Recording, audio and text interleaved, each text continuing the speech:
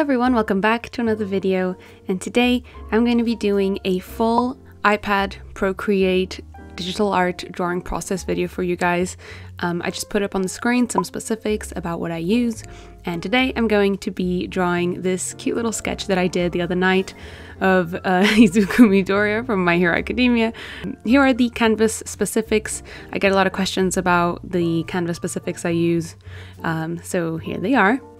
So with all that said and done, let's begin. But first, let's hear a word from today's sponsors, Paperlike.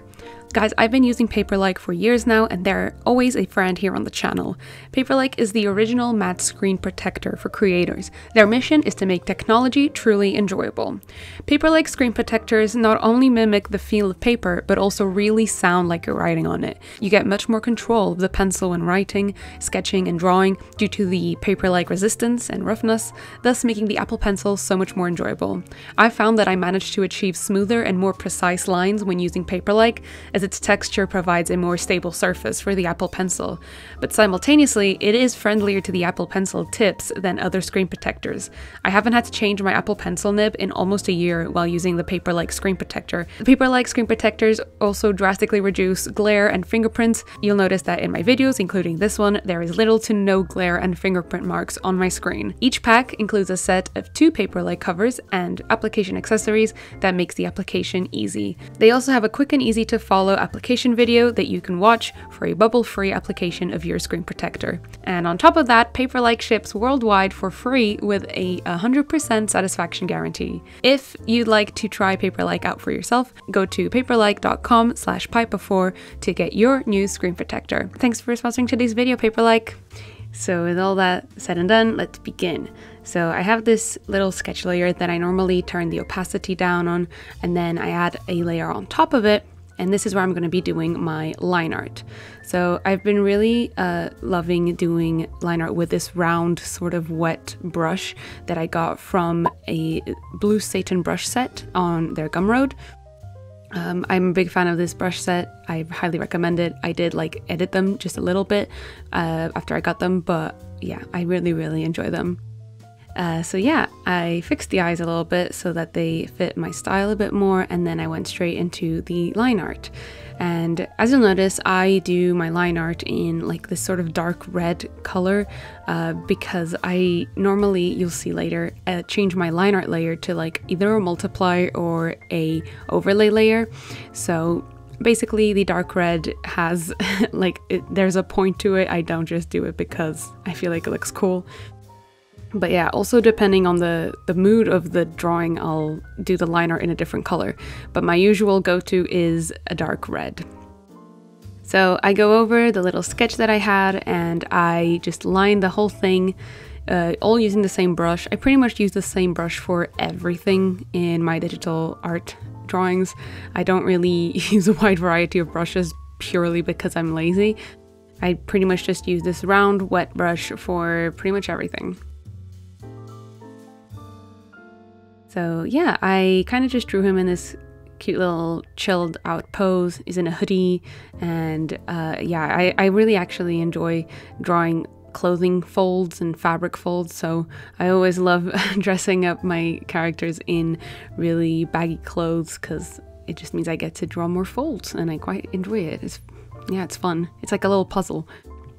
So yeah, I just drew him in this kind of cute cozy pose, just chilling.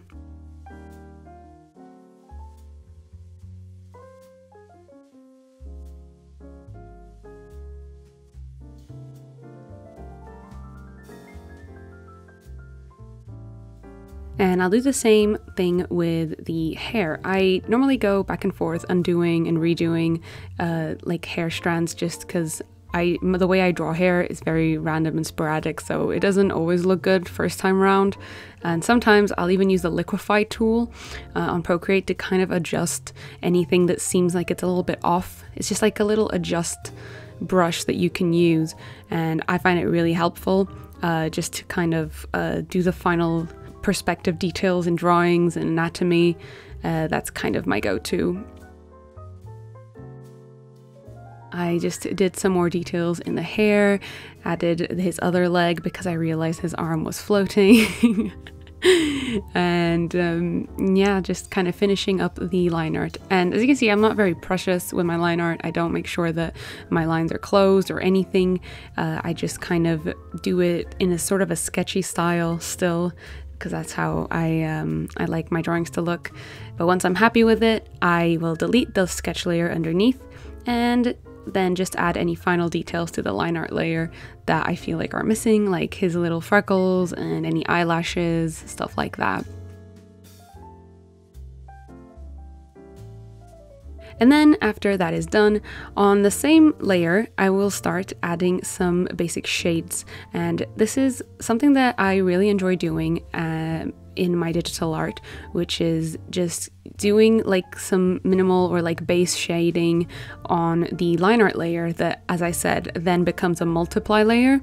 And it just provides both just like a base for when I do my shadows later on in rendering, but it also creates like a really nice sort of texture of overlays.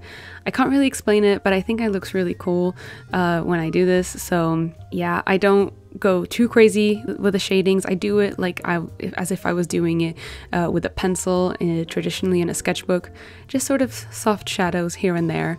Yeah, especially on the clothes, because it'll save quite a lot of time in coloring. If you're someone who's quite impatient with rendering, this is a great way to render stuff, because once you turn this layer into a multiply or an overlay, once you add color underneath it, like it's got shadows immediately.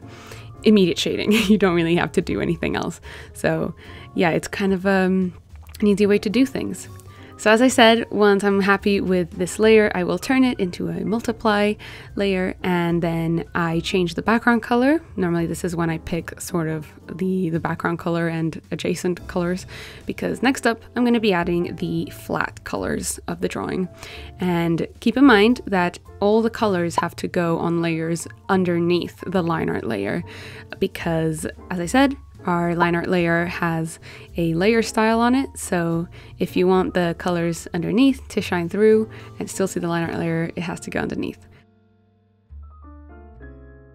And at first you probably won't see much from this whole line art layer thing, but as you can see here in the hoodie, basically the line art just changes color depending on the color that you put underneath it.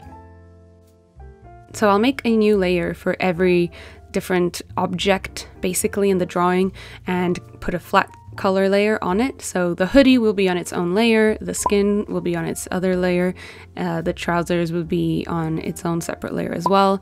This way I can alpha lock them later on if I need to, and apply colors a bit more loosely and without having to be too precious with staying within the lines. Alpha locking is pretty much my best friend when it comes to digital art, so yeah, this is the easiest way for me to work with it.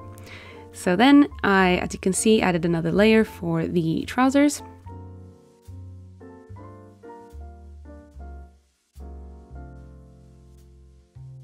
And here you can see a little bit more clearly what I meant with the shadows from the line art layer, kind of just immediately creating shadows once you add colors underneath them. It's like if you're someone that doesn't really fancy rendering or, you know, doing shading a lot, this is kind of a good compromise where you can render drawings pretty quickly and easily. But I, of course, am extra, and I do go the extra mile with rendering because I do quite enjoy rendering. So I add stuff on top of this, of course, which I will show you later on. So here you can see me just kind of adding the flats for the hair. I'm never very precious with adding the flat color to the hair because I do pretty much go over the whole thing later on, which you'll see.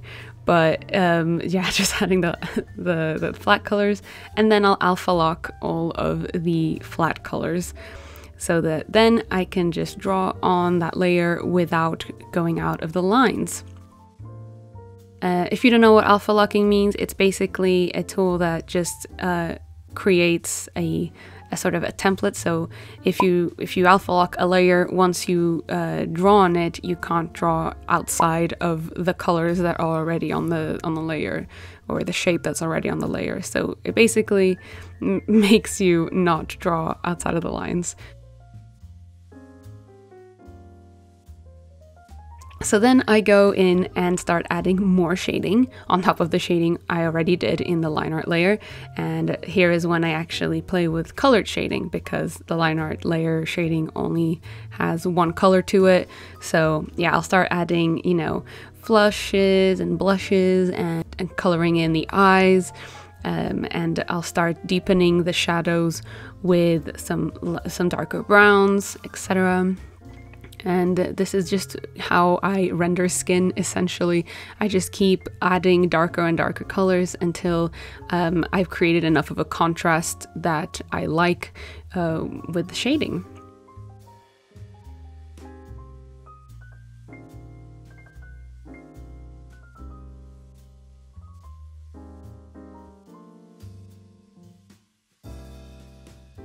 So this is why I normally start with quite a light color for the skin tones, because the way that I render is I just keep going darker as opposed to going lighter. So this way I can make sure that I have a bit of a mid-tone sort of to work with. So then what I'm doing here is I'm adding a layer on top of the line art layer.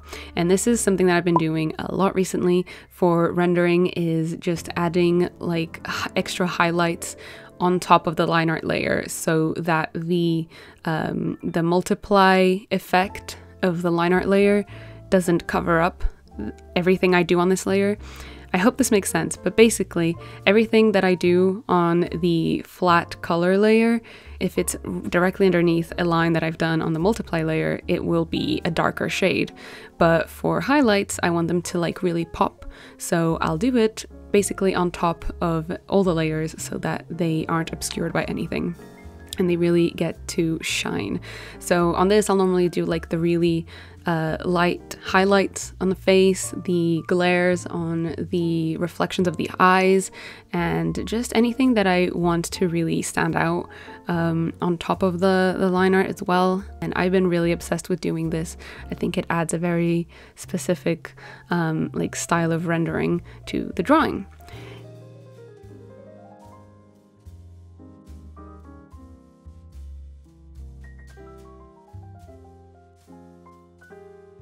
So yeah, I'll basically then just repeat that those steps for everything else in the drawing, on the hoodie, on the trousers, on the hair. I'll color pick the color that I have for the flats, darken it a little bit, and then use that to go over the sort of guidelines that we had from the line art layer, and just kind of start shading in stuff and add deeper colors and darker colors every once in a while. And then once I'm happy with that, I'll again add a layer on top of the line art, and this is where I'm going to be doing the highlights for that specific object. And just like in the flats and adding flat colors, I will add a different layer for each, let's call it accent details layer. So the hoodie accent details layer will be on its own layer. The face ones will be on a different layer, etc., all on top of the line art layer. Oh my god, take a shot every time I say layer in this video, you will die.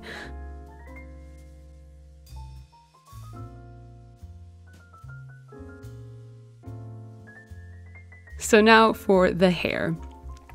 This is where I told you that I'm not very precious with doing the flats or even the rendering right now. I just kind of add in the basic shadings for now, because the highlights details is where it's at for me in the hair.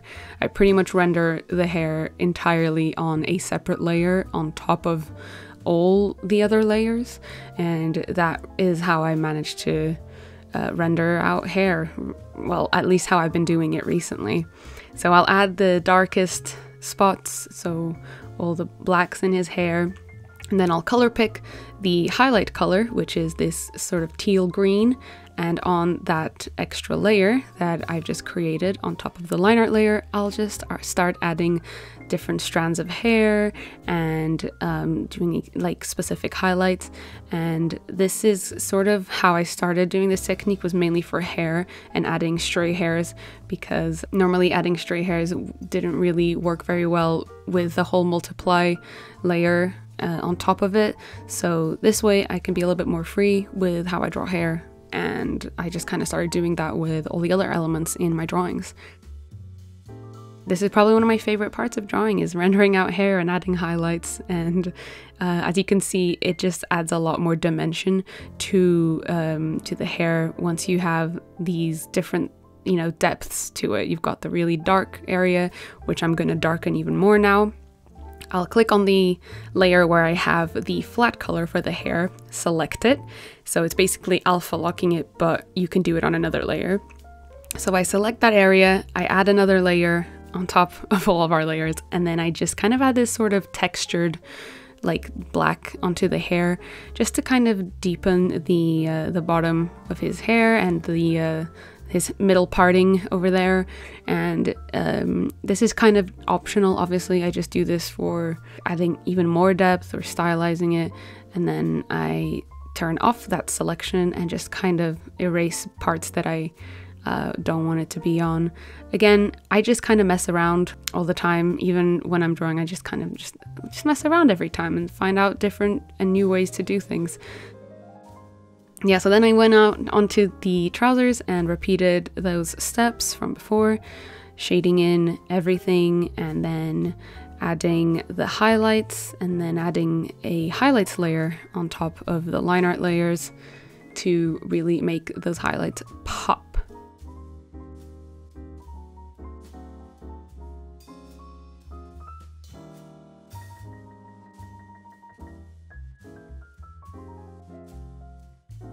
So then I also added another layer on top on our highlights layer group and did the same thing that I've been doing with the stars. I know that a lot of these steps seem a bit counterintuitive and like they contradict each other's, but it's just how I have found that I can do like the effects that I want. So I have a little bit of the line art still showing, but I don't really like the color that the line art in Multiply was giving off. It was way too red, so I actually added an extra line art to the stars because I wanted them to have just a nice little ochre color to them. So yeah, again, very optional things here. And we're getting to the final stages now. I'm actually going to show you guys how I do rim lighting. I added yet another layer on top of everything. I picked a really nice vibrant color because if you're going to do rim lighting, you gotta go crazy with it. Rim lighting is like the sexiest thing, so I got this really hot pink, and I'm going to use my sort of wet round brush to add this like a streak of hot pink to the edges on his left side. So everything on his left, the far edge is going to have a little streak of pink. And this is sort of how I do rim lighting. I just kind of pick a source, a light source for the rim lighting, and I go from there. So if you can just imagine like a hot pink lamp over there on his right side and our left, everything that you imagine that would hit him, you just draw on there. And yeah, and then I go onto the layer styles for that hot pink layer, and I go down to the light layer styles and kind of go through them and see which one looks best, to be honest. I normally always go for the hard light, and then I toggle the opacity until it's as intense as I want it to be, and that's my rim lighting. And initially, this is how the drawing was meant to look like. This would have been how I would have finished it, but I actually wanted to go the extra mile and draw some of his like little lightning bolts that he does when he uses his One for All power. If you guys have watched My Hero Academia, which you should, it's very cool and very pretty. But yeah, he has like these cool lightning bolts that come out of him. So I wanted to do some, you know, some extra special effects here. So what I do is I just draw these random geometric lines coming out of him. And then I taper the edges by just using an eraser and making them all pointy and sharp. And I did two different ones, one on the left and one on the right. And yeah, just kind of kept messing with it. Procreate has this really cool thing that if you do a bunch of lines and then pause at your destination point, the Procreate actually turns it into straight vector lines. So then I duplicated my layer with my lightning bolts, turned the top layer into white, and then the layer that we originally did, that was in this sort of teal green, I used the Gaussian blur effect to blur it out and make this sort of like neon lightning effect. I hope that made sense. And then finally, I had a look at the overall composition of what I'd done, and I realized that everything was a bit too much to the left, so I grabbed all of my layers, which you can do by just clicking and sliding to the right on your layers on Procreate, and you can select multiple layers at once. And I just moved them all a little bit to the right, so he was fully centered. And then finally, I actually just signed the artwork because I always forget to do that. So I added another layer for my signature, and I have it as like a little stamp. I actually have explained in another video how I made that. So if you are wondering how I did that, it's probably in one of my other Procreate videos where I show you guys how to make your signature into a stamp on Procreate. Very easy and very convenient. And yeah, that was it for today's video, you guys. This is my little fan art of Izuku Midoriya. I hope you enjoyed. I hope you understood my process, or if I made no sense, leave me any questions down there. Links to my brushes that I use and everything else that I use will be down there in the description box. I hope this was helpful. Yeah, thank you so much for watching. I hope you enjoyed above anything else. And I will see you guys in my next video. Bye bye!